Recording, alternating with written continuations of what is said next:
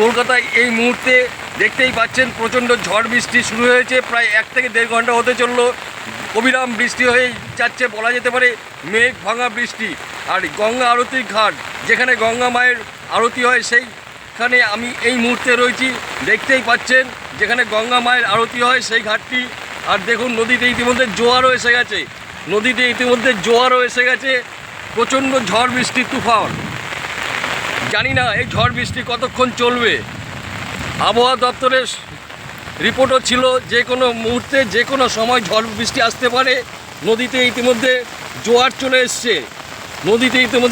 চলে এসছে। প্রচণ্ড গরম, বলা যেতে পারে 2-3 দিন ধরে প্রচণ্ড গরম পড়েছে এবং তার জন্য হয়তো আজকে এই ঝড় বৃষ্টি। আর মেঘ ডাকছে, বাজ পড়ছে। জানি না কোনো দুঃসংবাদ হয়তো আমাদের কাছে চলে আসতে পারে। এখন দেখা যাক, সময় সব কিছু বলে দেবে। দেখুন নদীতে জোয়ার চলে এসছে, জোয়ার, প্রচণ্ড ঝড় বৃষ্টি। গঙ্গা আরতি ঘাট, যেখানে গঙ্গা আরতি করা হয়, দেখতেই পাচ্ছেন।